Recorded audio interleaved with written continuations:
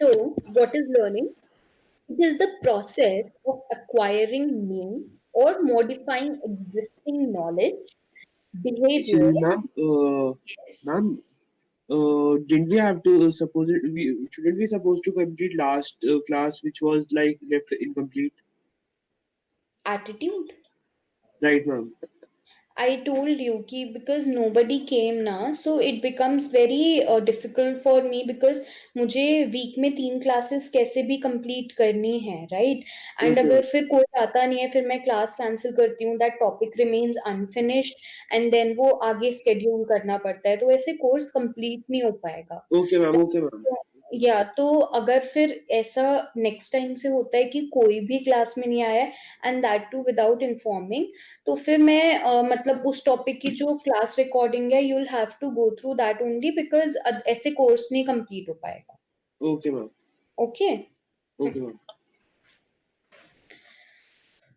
The process of acquiring new or modifying existing knowledge, behaviors, skills, values और preferences is known as learning। ठीक है।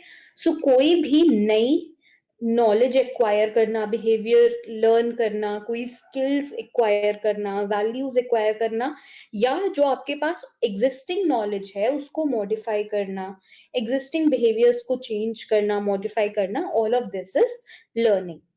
Now, learning can be immediate or by accumulation. Just a second. हाँ मेघना।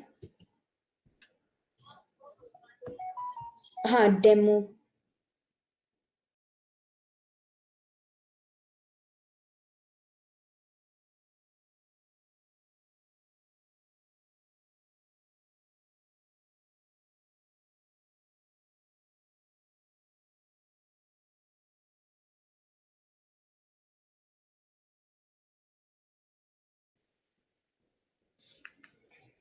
All right, Rudrani, this is your first class, right? This is a demo class.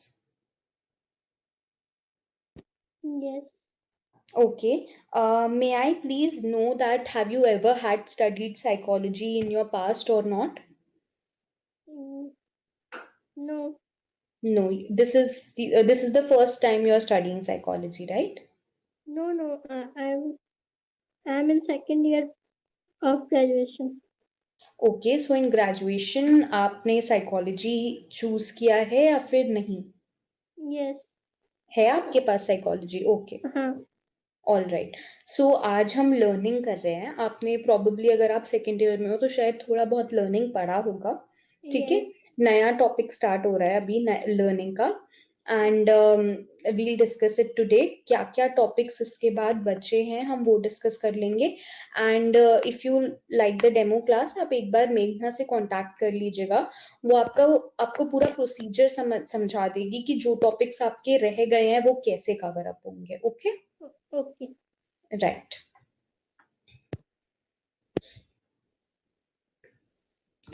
So, okay, I'll start again. Learning is the process of acquiring new or modifying existing knowledge, behaviors, skills, values, or preferences. So, नई knowledge, behavior, skills, values इनको acquire करना या फिर जो already आपके पास knowledge है उसको change करना, already जो behaviors हैं उनको change करना is known as learning. Now, learning can be immediate or by accumulation from repeated experiences. यानी कि कई बार ऐसा होता है कि सडनली हम लोग कोई चीज लर्न कर लेते हैं। ठीक है। वो एक्सपीरियंस हमारे लिए इतना ज्यादा ओवरवेलमिंग हो जाता है कि हमें तुरंत वो चीज लर्न हो जाती है एक ही बार में with in one experience. And कभी कभी ऐसा होता है कि हमारे साथ कोई चीज बार बार बार बार होती है, तो वो रिपीटेड एक्सपीरियंसेस की वजह से हम धीरे धीरे उसको लर्न करते हैं। जैसे कि the first time a child touches a very hot pan, तो उसको बहुत गर्म लगता है। नाउ कुछ बच्चों के साथ हो सकता है कि वो एक ही बार में समझ जाए कि okay this is hot, we are not suppose to touch it. ठीक है। गर्म चीज को नहीं टच करना है। सो वो इमीडिएट है। हो सकता है किसी को 2-3 बार जब सेम एक्सपीरियंस हो तब वो समझे, या यूजुअली रिलेशनशिप्स में ऐसा होता है कि जब हम हमारे साथ एक सिमिलर टाइप का एक्सपीरियंस बार बार होता है तब we learn something from that, या फ्रेंडशिप्स में ऐसा होता है, राइट? सो लर्निंग हमारी एक बार में एक सिंगल एक्सपीरियंस से भी हो सकती है या फिर रिपीटेड एक्सपीरियंसेस से भी हो सकती है. Humans learn before birth and continue until death as a consequence of ongoing interactions between people and their environment. यानी कि हमारे और हमारे आसपास के environment में जो भी interactions होते रहते हैं, हम उससे आसपास से चीजें observe करके, खुद experience करके, रिवॉर्ड्स और पनिशमेंट्स के थ्रू बहुत सारे अलग अलग मेथड से चीजें लर्न करते हैं from our birth to the till the time that we die. Now, this is a definition given by Richard E. Meyer. He says that learning is the relatively permanent change in a person's knowledge or behavior due to experience. So यहाँ पर हमारे पास तीन चीजें हैं इस definition में. एक है रिलेटिवली परमानेंट होता है, ठीक है. दूसरा है कि ये जो परमानेंट रिलेटिवली परमानेंट चेंज है ये नॉलेज या बिहेवियर में है, और ये एक्सपीरियंस की वजह से होता है, ठीक है. These are the three important parts of this particular definition. So first we'll talk about the duration, ठीक है. लर्निंग से यूजुअली जो हमारी हम जो भी चेंज अक्वायर करते हैं वो एक लॉन्ग टर्म चेंज होता है, ठीक है. हमें लंबे टाइम तक वो परसिस्टेंट रहता है, जरूरी नहीं है लाइफ टाइम रहे, बट यूजुअली एक लंबे टाइम तक इट स्टेज देयर, ठीक है. So that is why we say relatively permanent change. Second is ये जो change है ये किस चीज में होता है? ये change इंसान की knowledge में होगा या उसके behavior में होगा, ठीक है. So the content and structure of knowledge in memory, यानी कि आपकी मेमोरी में जो भी नॉलेज स्टोर है या तो उसके कंटेंट उसके स्ट्रक्चर में चेंज होगा, या फिर लर्नर यानी कि जो लर्न कर रहा है, जिसकी बात कर रहे हैं हम, जिस पर्सन की, उसके बिहेवियर में चेंज होगा. The third is the cause of the change. अब ये चेंज किस वजह से होता है? It is because of the learners experience in the environment, यानी कि लर्नर ने जो अपने इन्वायरमेंट में एक्सपीरियंस किया है ये चेंज उसकी वजह से होना चाहिए. अब बिहेवियर में चेंज कई बार फटीग की वजह से भी आ सकता है. हम थके हुए होते हैं तो हमारे बिहेवियर में चेंज आ जाता है. मोटिवेशन ज्यादा है या कम है उसकी वजह से भी आता है. ड्रग्स, एल्कोहल, इन सब का भी हमारे बिहेवियर पे बहुत चेंज होता है, ठीक है. कोई हमें बीमारी हो गई है, कोई फिजिकल कंडीशन है, उनका भी हम पर चेंज होता है, और फिजियोलॉजिकल इंटरवेंशंस का भी चेंज होता है, ठीक है. लेकिन अगर इन चीजों की वजह से चेंज है तो हम उसे लर्निंग नहीं बोलते हैं. हम ये बोल सकते हैं it is the effect of this particular thing, ठीक है. अब वो पर्टिकुलर थिंग जो भी हो, चाहे वो ड्रग्स हो, चाहे वो अल्कोहल हो, चाहे वो फटीग हो, कुछ भी हो, but that is not learning. That changes because of something else. If the change is because of our experience, then only we say that it is learning. Now, there are a lot of theories when we talk about learning. ठीक है, बहुत सारी theories होती हैं. सबसे पहली theory है हमारे पास थॉर्नडाइक की. Now, Thorndike का full name is Edward Lee Thorndike. Note it down. He contributed to research and theory in the field of learning and genetic psychology, testing and social psychology. So Thorndike ने काफी सारी studies करी हैं, बहुत सारी अलग अलग फील्ड में रिसर्च करी है, नई नई थ्योरीज बनाई है, स्पेशली लर्निंग की फील्ड में, जेनेटिक साइकोलॉजी की फील्ड में, टेस्टिंग की फील्ड में, और सोशल साइकोलॉजी की फील्ड में. नाउ इनकी जो थ्योरी है it is based upon the SR framework. This SR framework, इस SR फ्रेमवर्क में S stands for stimulus and R stands for response. यानी कि हमें एक स्टिमुलस मिलता है और हम उसको उस पर रिस्पॉन्ड करते हैं. जैसे कि कोई बेल बजी तो आप गेट खोलने जाते हो, ठीक है. Now bell is the stimulus and आपका गेट खोलना इज द रिस्पॉन्स, ठीक है. सो थॉर्नडाइक की थ्योरी ऐसे ही स्टिमुलस रिस्पॉन्स पर बेस्ड है. He says that learning is the result of associations forming between stimulus and responses so Thorndike क्या बोलते हैं कि लर्निंग कैसे होती है, जब स्टिमुलस और रिस्पॉन्सेस के बीच में कुछ एसोसिएशन फॉर्म हो जाता है, यानी कि वो दोनों एक दूसरे से कनेक्ट हो जाते हैं। अब बेल बजना और गेट खोलना दोनों के बीच में ऐसे तो कोई कनेक्शन नहीं है, एक साउंड है, बहुत सारी साउंड होती है। अब हमारे पास टीवी में भी कोई साउंड हो सकती है, तब तो हम गेट खोलने नहीं जाते हैं ना। Bell is also a sound, तो हम उसमें क्यों गेट खोलने जाते हैं? बिकॉज एक रिपीटेड एसोसिएशन फॉर्म हो गया है दोनों के बीच में। ये बेल वाला स्टिमुलस, डोर बेल पर्टिकुलरली वो स्टिमुलस, और जाकर के गेट खोलना ये रिस्पॉन्स, दोनों एक दूसरे से कनेक्ट हो चुके हैं रिपीटेड एसोसिएशंस की वजह से। Now, such associations or habits become strengthened or weakened by the nature and frequency of SR pairings. यानी कि ये जो एसोसिएशन है, ये जो कनेक्शन है स्टिमुलस और रिस्पॉन्स के बीच में, ये स्ट्रेंथन भी हो सकता है, यानी कि ये बहुत ज्यादा आपका स्ट्रांग हो सकता है, या फिर ये बहुत ज्यादा वीक भी हो सकता है, डिपेंडिंग अपॉन कि एस और आर की, यानी कि स्टिमुलस और रिस्पॉन्स की पेयरिंग कितनी स्ट्रांग हुई है और कितनी फ्रीक्वेंसी में हुई है। यानी कि मान लो आपके यहाँ बहुत टाइम से ऐसे हो रहा है कि डोरबेल पर, मतलब बेल बजती है, आप खोलने जाते हो and there is no one there, ठीक है, वहां कोई नहीं है।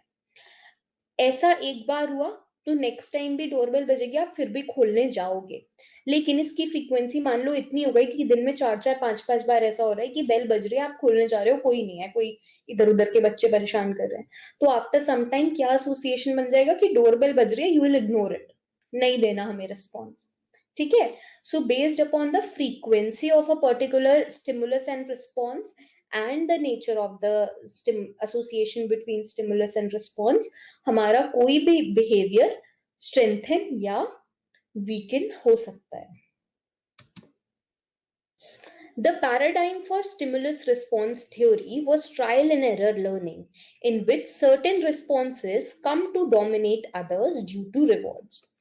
So जो थॉर्नडाइक की थ्योरी है, स्टिमुलस रिस्पॉन्स की थ्योरी, वो ट्रायल एंड एरर पे बेस्ड है। ट्रायल एंड एरर पे बेस्ड है, यानी कि हम बहुत सारी चीजें अलग अलग ट्राई करते हैं, कुछ गलत होती हैं, कुछ सही होती हैं। जिन ट्रायल्स पर हमें रिवॉर्ड मिल जाता है उनको हम सही मानते हैं, और जिन पे नहीं मिलता उनको हम एरर मान के भूल जाते हैं। ठीक है, सो उनकी थ्योरी इसी चीज पर बेस्ड है कि ऐसे रिस्पॉन्सेस जिनको रिवॉर्ड मिलता है वो हमारे रिस्पॉन्सेस डोमिनेट करते हैं, हम वो ज्यादा करेंगे और बाकी रिस्पॉन्सेस कम करेंगे। ठीक है, फॉर एग्जाम्पल मान लो एक छोटा बच्चा है जो अपनी मदर से एक चॉकलेट के लिए जिद कर रहा है। ठीक है, अब उसने रोक के भी देख लिया फर्स्ट ट्राई, फिर उसने एक दिन पूरे दिन खाना नहीं खाया कि आप चॉकलेट नहीं दोगी तो मैं खाना नहीं खाऊंगा, ये वाला ट्राई भी कर लिया। एक दिन उसने ये ट्राई कर लिया कि ठीक है आप मत दो, मैं होमवर्क नहीं करूंगा। सो ऐसे उसने बहुत सारे ट्रायल्स करे होंगे। अब जब वो देख लेगा कि अच्छा इस वाले ट्रायल में मम्मी ने मान के चॉकलेट दे दी थी और दूसरे वाले में नहीं दी थी, तो ये वाला रिस्पॉन्स नेक्स्ट टाइम वो फिर से करेगा, और बाकी रिस्पॉन्स जिनमें उसे चॉकलेट नहीं मिली थी वो शायद वो ना करे। तो ऐसे रिस्पॉन्सेस जिनमें हमें रिवॉर्ड मिल जाता है वो हमारे डोमिनेट करते हैं among all various trials that we do. ठीक है, Thorndike's most widely quoted experiment was with the cat placed in a puzzle box. यानी कि थॉर्नडाइक ने जो अपनी थ्योरी दी थी उसमें उन्होंने एक एक्सपेरिमेंट किया था, एक कैट को एक पजल बॉक्स में डाला था, और ये एक्सपेरिमेंट इनकी थ्योरी में, इनकी लर्निंग की थ्योरी में सबसे मेन है। ठीक है, इस एक्सपेरिमेंट को हम trial and error theory of learning के नाम से ही जानते हैं। So this was the box, इस बॉक्स में एक कैट को अंदर रख दिया गया था। ठीक है, so a hungry cat is placed in a box with slatted sides, food is placed outside the box and can be seen. यानी कि इस बॉक्स के अंदर एक कैट है और इसमें मतलब बीच में जगह दी हुई है जिससे कि कैट बाहर देख सकती है। ठीक है, इस बॉक्स के बिल्कुल बाहर थोड़ा सा फूड रखा हुआ है, and the cat can see that there is food outside the box.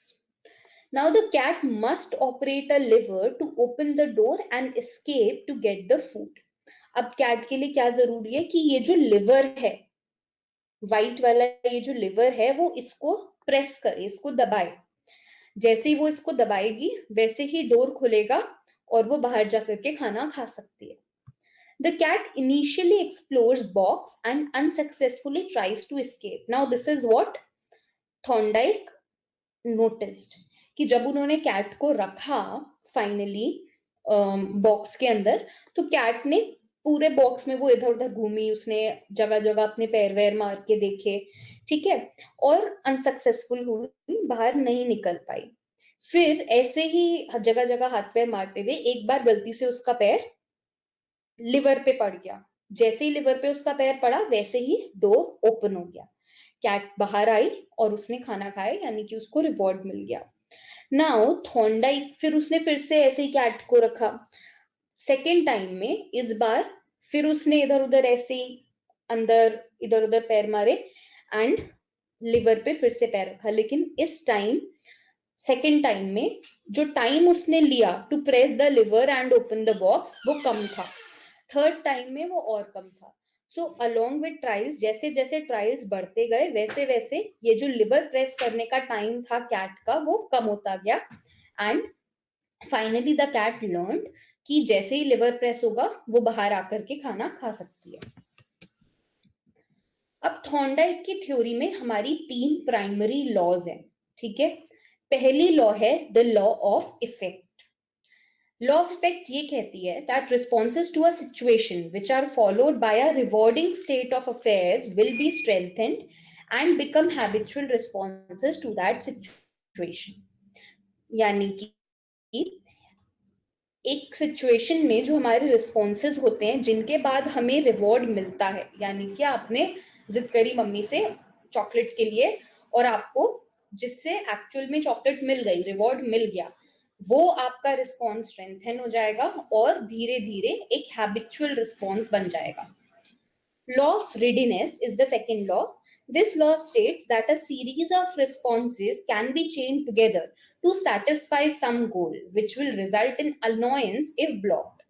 यानी कि लॉ ऑफ रीडनेस ये बोलती है कि एक के बाद एक रिस्पॉन्सेस को हम चेन कर सकते हैं जिससे कि फाइनली एक गोल हमारा सेटिस्फाई हो। अगर ये गोल सेटिस्फाई नहीं होता है तो यूजुअली हम अनॉयड हो जाते हैं, हम इरिटेटेड हो जाते हैं। फॉर एग्जाम्पल, मान लो चेनिंग, अगर हम चेनिंग की बात करें तो मान लो आपको भूख लगी है, सो मोटिवेशन मिला कुछ खाना बनाने का, ठीक है, आपका गोल क्या है कि आपका पेट भर जाए। टू सेटिस्फाई दिस गोल आप गए किचन में, आपने इधर उधर देखा कि अच्छा क्या है मेरे पास, आपको मैगी का पैकेट मिला, आपने मैगी बनाना शुरू किया। अब इसमें बहुत सारे रिस्पॉन्सेज हैं। पहले आपने जाकर के कबर्ड्स खोली होंगी किचन की, then you found a packet, then आपने फिर उसको बनाया होगा, उसमें भी बहुत सारे स्टेप्स आते हैं। So there is a series of responses. अगर किसी वजह से आपका गोल सेटिस्फाई नहीं हो पाता है कि मान लो मैगी गिर गई, वेस्ट हो गई आपकी पूरी, ठीक है, और मैगी के पैकेट्स नहीं है या और कुछ नहीं है घर में खाने के लिए, तो यू विल फील अनॉयड क्योंकि आपका गोल सेटिस्फाई नहीं हो पाया। Then we have the third law, the law of exercise. This law states that connections become strengthened with practice and weakened when practice is discontinued. यानी कि प्रैक्टिस के साथ ये जो स्टिमुलस रिस्पॉन्स का कनेक्शन है ये बहुत स्ट्रॉन्ग हो जाता है एंड जैसे जैसे हमारी प्रैक्टिस कम होती जाती है वैसे वैसे वो रिस्पॉन्स हमारा वीकन हो जाता है, ठीक है, एसोसिएशन हमारा वीकन हो जाता है। जैसे कि फॉर यस, रेडनेस का एक्चुअल डेफिनेशन क्या होगा? Sorry, what is the meaning of redness? Readiness yes, ये एक लॉ है जो थॉर्नडाइक ने दी है। यानी कि देखो कितने ज्यादा हम बेसिकली तैयार हैं करने के लिए फॉर द पर्टिकुलर रिस्पॉन्स, ठीक है, कि अगर मान लो आपको भूख नहीं लगी है तो प्रोबेबली ये जो सीरीज ऑफ रिस्पॉन्सेज हैं वो आप नहीं करोगे। क्यों? क्योंकि आपको भूख ही नहीं लगी है, देयर इज नो गोल जिसको आपको अचीव करना है। गोल होगा तो आप करोगे वो रिस्पॉन्सेस, अगर गोल नहीं है तो आप वो रिस्पॉन्सेस नहीं करोगे। जितनी ज्यादा भूख लगी होगी उतना ज्यादा आप जल्दी जा करके ये सारा काम करोगे. ठीक है? Okay, ma'am. This is what this law means. Now we have the law of exercise. This law says that connections become strengthened with practice and weakened when practice is discontinued. हाँ, मैं इसका एग्जाम्पल दे रही थी कि मान लो cat को आदत हो गई है अब कि लिवर प्रेस करते ही गेट खुलेगा और वो बाहर आके खाना खा सकती है, राइट? सो उसकी प्रैक्टिस बहुत स्ट्रांग हो गई है, कनेक्शन बहुत स्ट्रेंथन हो गया है. मान लो अब उसको कुछ टाइम के लिए फॉर 2-3 मंथ्स बाहर छोड़ दिया जाए, देन 3 मंथ्स 4 मंथ्स बाद आप वापस उसको बॉक्स में रखोगे तो उसको फिर से थोड़ा सा 5-10 सेकंड लगेंगे या 15-20 सेकंड लगेंगे टू फिगर आउट कि अच्छा हाँ लिवर प्रेस करने से गेट खुलता है. ठीक है? सो उसकी प्रैक्टिस चली गई थी, इसलिए उसका जो कनेक्शन था वो वीकन हो गया था. इसके बाद थॉर्नडाइक ने 3 प्राइमरी लॉज के बाद 5 सेकेंडरी या सब्सिडियरी लॉज भी दी थी. The first law is the law of multiple response. This law means that when a response fails to elicit a desired effect, the learner will try with new responses until the goal is reached. ठीक है? Multiple response यानी कि बहुत सारे responses. तो ये law ये बोलती है कि अगर एक रिस्पॉन्स से हमारा जो डिजायर्ड गोल है वो अचीव नहीं हो पाता है तो लर्नर फिर नई नई और चीजें करने को की कोशिश करता है, नए रिस्पॉन्सेस देखता है सो दैट उसका गोल अचीव हो जाए. ठीक है? वो बहुत सारी अलग अलग चीजें ट्राई करेगा. Then we have the law of set और एटीट्यूड.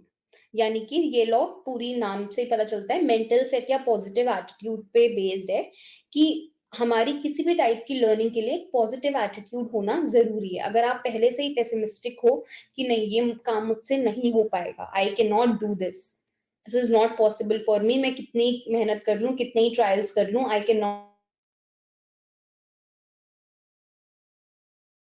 डू दिस, तो नेगेटिव मेंटल सेट होगा या नेगेटिव एटीट्यूड होगा तो आप नहीं कर पाओगे. सो लर्निंग में बहुत जरूरी होता है पॉजिटिव एटीट्यूड होना. Then we have the law of associative shifting. This law says that shifting of the response to a new situation which is similar to the वो सेम रिस्पॉन्स जो किसी पहली सिचुएशन में काम कर गया था उसको फिर से एक नई सिचुएशन में known as law of associative shifting. Then we have law of prepotency of elements.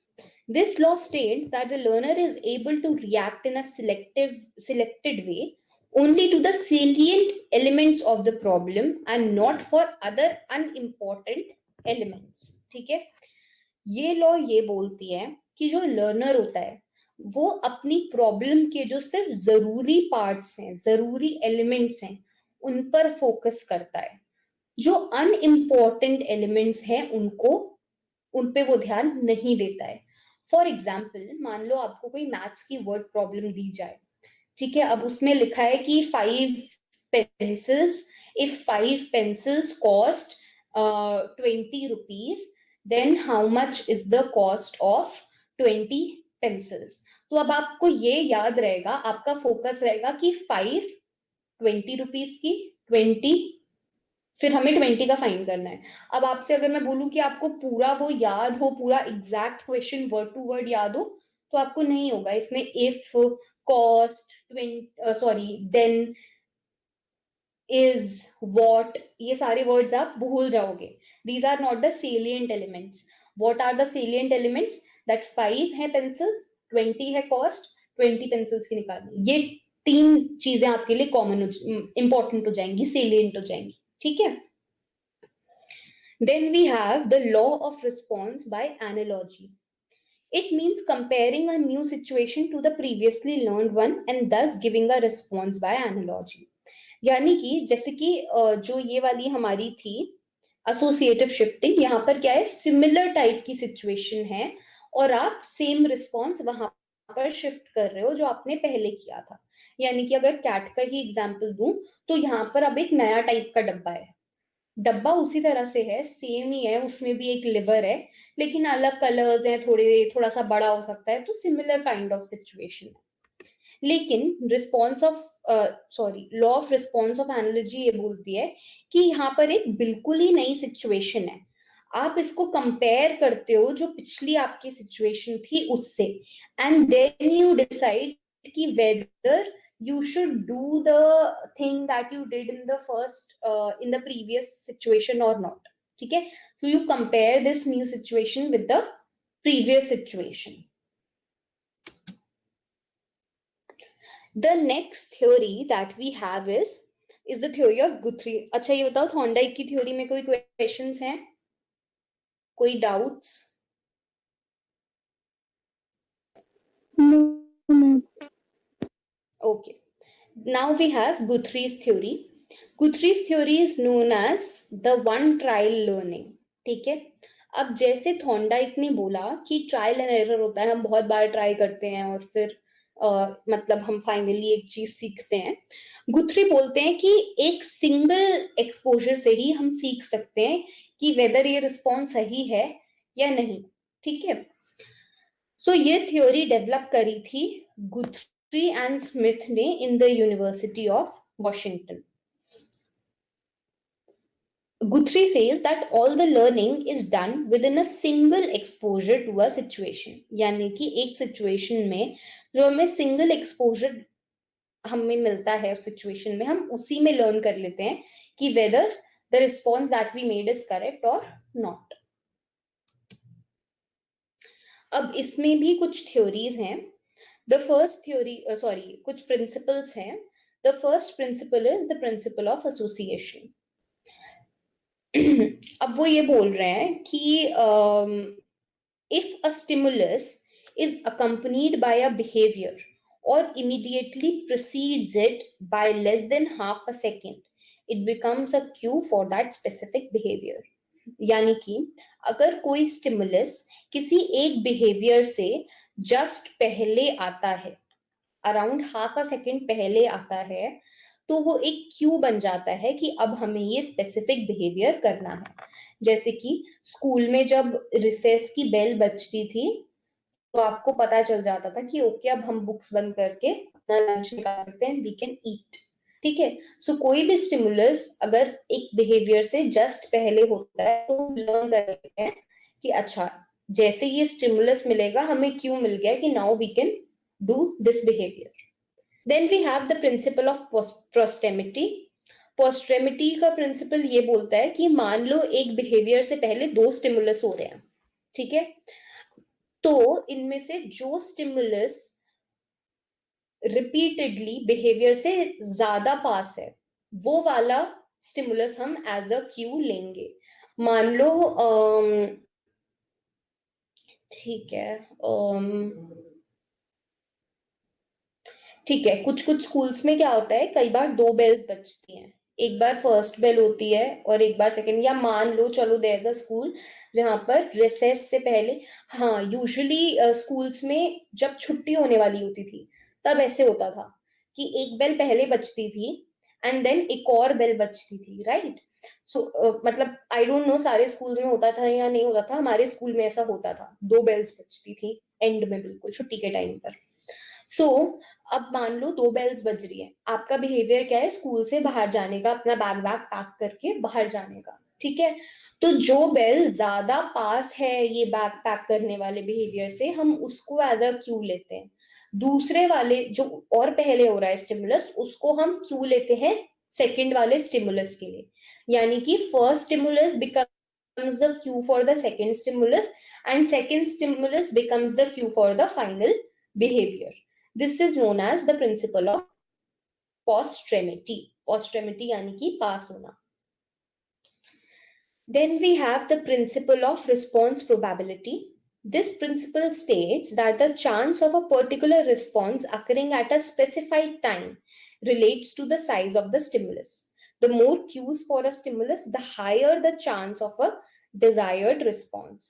यानी कि एक रिस्पॉन्स आप एक स्टिमुलस के बाद करोगे या नहीं करोगे, वो इस चीज पे डिपेंड करता है कि आपके स्टिमुलस का साइज कितना है और कितना ज्यादा आपको क्यूज मिल रहे हैं उस रिस्पॉन्स के लिए.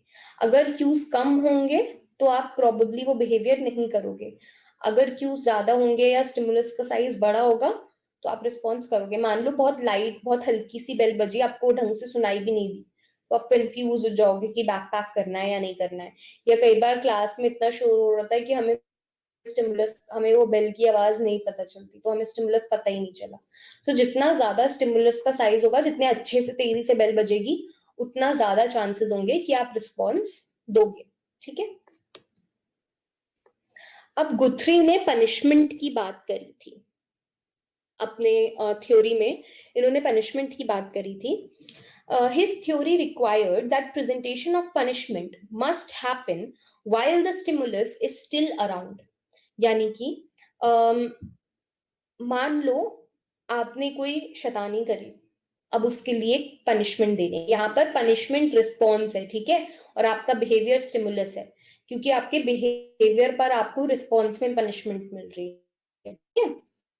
So the stimulus is your behaviour. आपने कोई भी बिहेवियर किया जिस पर आपको पनिशमेंट मिलनी है। नाउ गुथरी सेज कि ये पनिशमेंट तभी मिलनी चाहिए जब आपने बिहेवियर करा है। या तो आप जब बिहेवियर कर रहे हो तब मिले, या उसके तुरंत बाद मिले।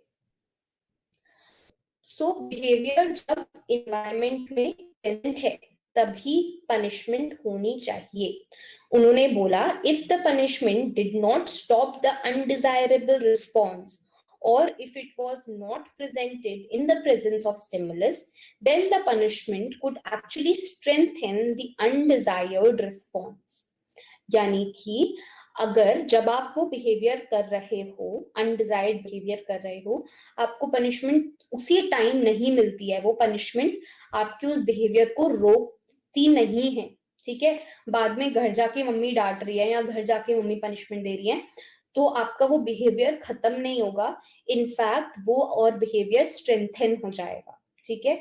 मान लो एक बच्चा किसी शॉप पे जाकर के जिद करने लगता है, वहीं पे जमीन पे लेट जाता है, रोने लगता है कि मुझे तो ये टॉय चाहिए।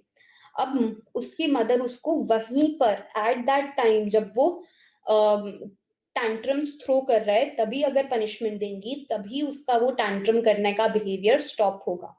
अदरवाइज अगर मम्मी उसे घर जाकर के डांट रही है कि तुमने शॉप पर ऐसे टैंट्रम क्यों किया था, वहां क्यों लेट गए थे, तो कुछ नहीं होगा। इनफैक्ट बच्चे की टैंट्रम करने की टेंडेंसी और बढ़ जाएगी। This is what गुथरी particularly believed. अब इन्होंने बोला कि जो हमारी हैबिट्स होती हैं, इनको तोड़ने के 3 तरीके होते हैं। कोई भी हैबिट लाइक एन एडिक्शन, कोई चीज जिसकी आपको आदत हो गई है, या कोई हैबिट है जो आप बहुत सालों से करते आ रहे हो। अगर एडिक्शन नहीं है, कोई हैबिट ही है, मान लो कि खाना खाना है तो टीवी के सामने ही बैठ के खाना खाना है, so this is a habit, not an addiction but a habit, तो बहुत सालों से चल रही है। सो इनको तोड़ने के 3 तरीके बताए थे गुथरी ने। The first was the threshold method. The threshold method involves introducing stimulus that are associated with the habit response at such a weak level that it doesn't actually elicit the response. यानी कि क्या होता है, हमारा एक threshold होता है। ठीक है। थ्रेशहोल्ड ऐसे होता है कि जैसे कि हियरिंग का एक थ्रेशहोल्ड है, ठीक है, अगर उससे नीचे की साउंड होगी तो हमें सुनाई नहीं देगी, राइट। सो ऐसे ही हर चीज का, हमारी हैबिट्स का भी, एक स्टिमुलस का भी एक थ्रेशहोल्ड होता है। तो वो ये बोल रहे हैं कि आपकी हैबिट से पहले जो स्टिमुलस होता है, या आपकी हैबिट के लिए जो भी स्टिमुलस है, वो थ्रेशहोल्ड से भी कम लेवल पे दिया जाए, वो इतने मिनिमल लेवल पे दिया जाए कि जो रिस्पॉन्स है वो एलिसिट ही ना हो। फिर धीरे धीरे जब आप उसे थ्रेशहोल्ड से कम देते रहोगे एंड देन आप फाइनली थ्रेशहोल्ड की एग्जैक्ट स्टेट पर दोगे, फिर थोड़ा ज्यादा दोगे, तो भी रिस्पॉन्स नहीं होगा। क्यों? क्योंकि इंसान, मतलब हमारे सबकॉन्शियस में वो चीज बैठ जाती है, लेकिन हमें कॉन्शियसली नहीं पता चल रहा होता कि ऐसी चीज हो रही है। ठीक है। थ्रेशहोल्ड पे हमें नहीं पता चलता कि वो चीज हो रही है, क्योंकि वो थ्रेशहोल्ड से बहुत कम है। सो फॉर एग्जाम्पल, अगर मान लो किसी इंसान को बहुत ज्यादा ड्रिंक करने की आदत है, तो आप उसको ड्रिंक्स दे रहे हो, लेकिन इतने मिनिमल अमाउंट में कि वो किसी भी टाइप का, जो मतलब एक टिप्सी वाली फीलिंग होती है अल्कोहल के बाद, वो आ ही नहीं रही है। ठीक है। सो अब धीरे धीरे क्या होगा, the person will break the habit of drinking alcohol, क्योंकि उसको मिल तो रहा है लेकिन इतने कम अमाउंट में मिल रहा है कि वो जो फील गुड वाला, जिस चीज के लिए इंसान एक्चुअली ड्रिंक कर रहा है, वो फीलिंग उसको आ ही नहीं रही है, वो फीलिंग एलिसिट ही नहीं हो रही है, तो ऑटोमेटिकली धीरे धीरे ये जो रिस्पॉन्स है उसका ड्रिंक का, वो चला जाएगा। Then we have the fatigue method. Fatigue method ये है, जैसे थ्रेशोल्ड का बिल्कुल उल्टा है फटीग मेथड। थ्रेशोल्ड कह रहा है इतना कम दो कि रिस्पॉन्स आ ही ना, फटीग कह रहा है कि एक बार में इतना दे दो, इतना दे दो कि इंसान थक करके बोले कि भैया और नहीं करना। ठीक है। सो अगर स्मोकिंग करने की आदत है तो आप एक बार में 5 डब्बे 10 डब्बे लाके रख दो कि भैया जितना आपको स्मोक करना है कर लो। अब वो इंसान करते करते इतना ज्यादा फटीग वाला थक जाएगा कि बस नहीं करना, डन इस, ठीक है। So this is called as fatigue method. Then we have the incompatible response method. अगर आपने कभी अवर्जन थेरेपी पढ़ी होगी तो incompatible response method is one and the same thing only. वो ये बोलते हैं कि आपका जो भी हैबिचुअल बिहेवियर है उसको आप एक ऐसे स्टिमुलस के साथ पेयर कर दो कि जो रिस्पॉन्स आना चाहिए उसका, उसके साथ बड़ा इनकम्पैटिबल एक फीलिंग हो जाती है, एक अनडिजायरेबल सी फीलिंग अटैच हो जाए। जैसे कि whenever a person is drinking alcohol, तो आप उसके सामने एक फाइटिंग सीन लगा सकते हो या कोई ऐसा टीवी पे सीन लगा सकते हो जो बहुत ज्यादा अजीब सा है, ठीक है, बहुत ज्यादा मारकाट हो रही है या कुछ ऐसे, तो जब भी वो ड्रिंक करेगा उसको फिर वही चीज बार बार रिमाइंड होगी, ठीक है, तो वो ऑटोमेटिकली धीरे धीरे ड्रिंक करना छोड़ देगा। So this is known as incompatible response method. Now, experiment that was done by Guthrie. The classic experimental paradigm for contiguity theory by Guthrie is cats learning to escape from a puzzle box. So इनकी जो theory है उसको हम contiguity theory बोलते हैं। इसमें भी इन्होंने उसकी तरह, थॉर्नडाइक की तरह, बिल्कुल एक पजल बॉक्स में एक कैट को रखा था, लेकिन he used a glass paneled box that allowed him to photograph the exact movement of cats। यानी कि इनका जो बॉक्स था वो ग्लास का बना हुआ था एंड ये कैट के हर मूवमेंट को फोटोग्राफ कर रहे थे, ठीक है, उसकी पिक्चर्स क्लिक कर रहे थे। These photographs showed that cats learn to repeat the same sequence of movements associated with the preceding escape from the box. Improvement come about because irrelevant movements are unlearned and not included in successive associations. So जैसे Thorndike ने बोला कि cat try कर रही है, इधर उधर पंजा मार रही है, देन सडनली गलती से लिवर पे लग गया और गेट खुल गया, अगली बार वो फिर से इधर उधर पंजे मार रही है। अब ऐसा हो सकता है ना कि मतलब जहां पहले पंजा मारा था इस बार वहां पर मार कर देखो, लेकिन गुथरी कह रहे हैं ऐसा नहीं होगा, ठीक है।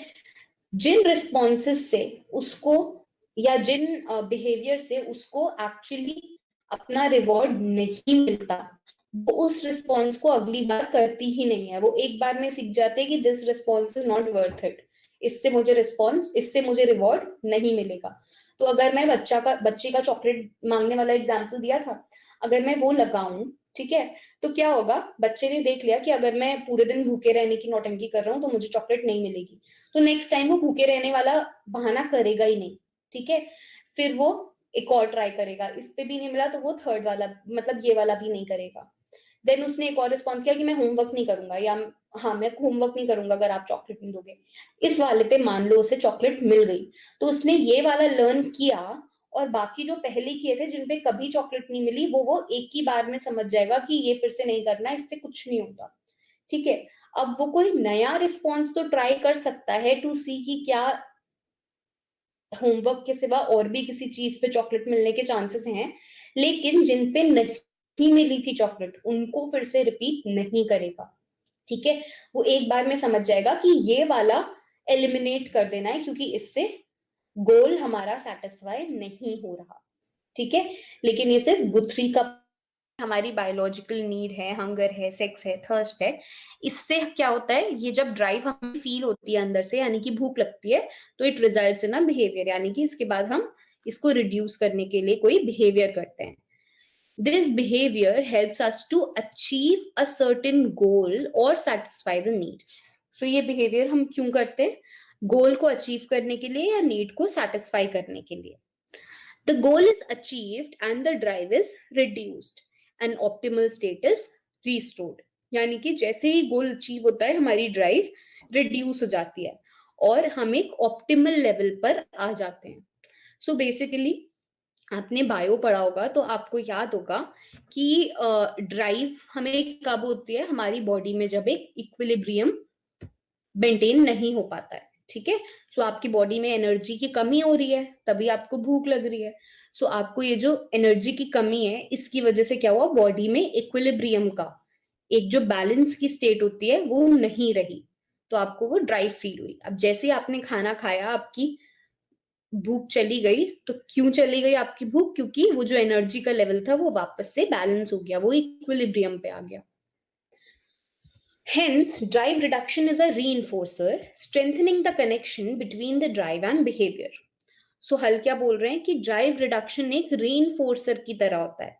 ये हमारी drive और हमारे behavior के बीच में जो connection होता है उसको बहुत strong कर देता है. ठीक है?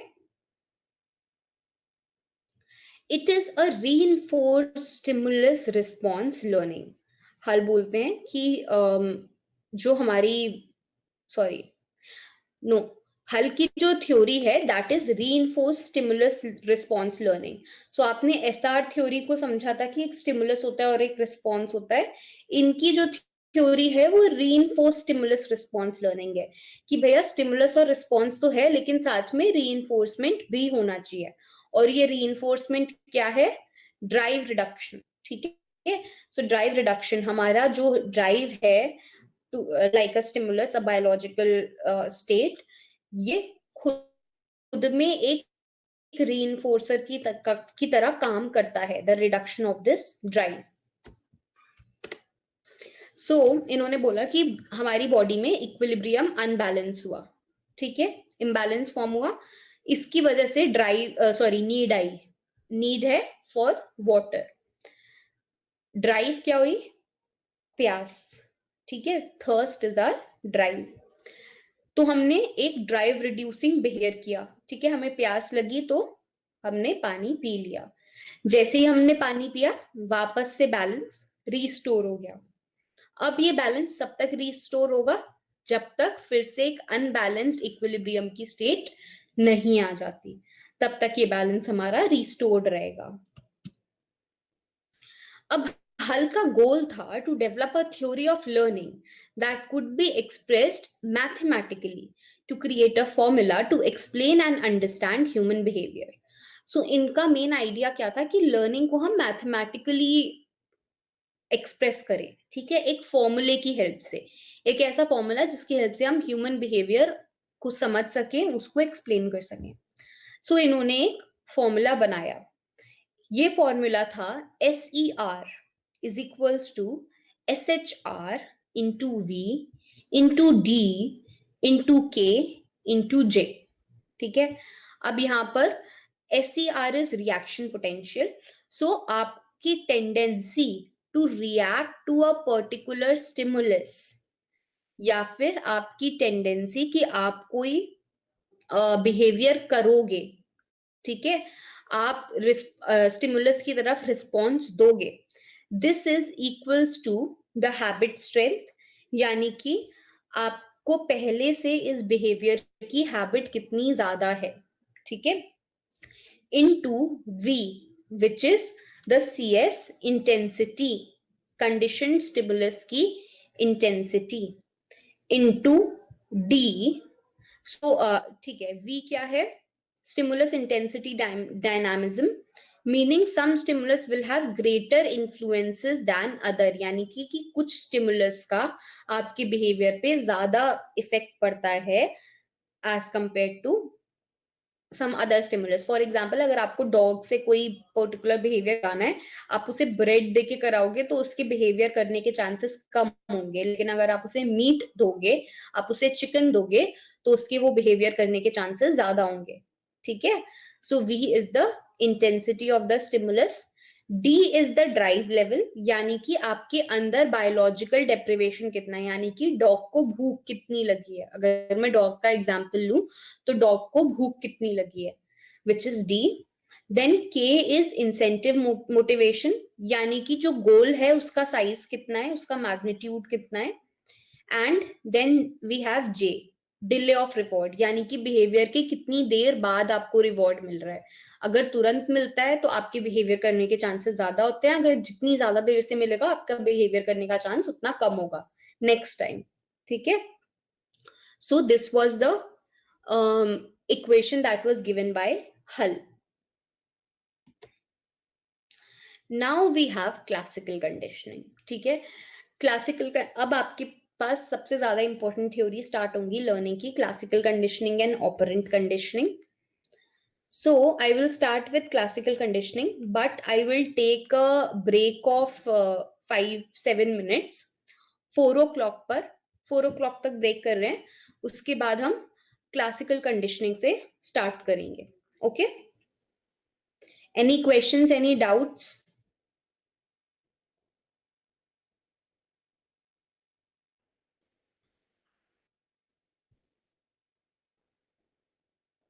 All right, so I'll take a break and we'll start at 4 with classical conditioning. Okay, Hamza, thank you.